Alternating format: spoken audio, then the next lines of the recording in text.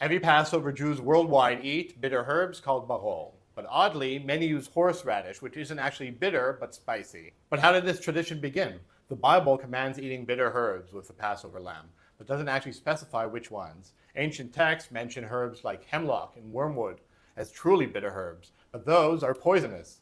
The Mishnah, compiled around 200 CE, lists 5 acceptable bitter herbs: lettuce, endive, cardoon, eryngo, and sow-thistle. Most Mediterranean Jews have always used lettuce as their bitter herb.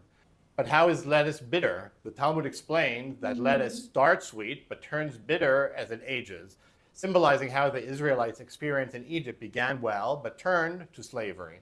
So when did horseradish enter the scene? The first mention comes from 13th century Germany. As Jews moved eastward through Europe, they encountered colder climates, where spring lettuce was hard to find.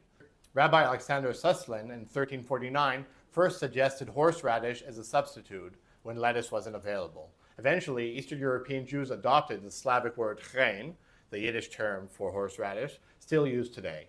Over time, what began as a practical substitute became tradition. When Ashkenazi Jews later moved to Israel, they even used the ancient Hebrew word for lettuce, chazeret, to refer to horseradish.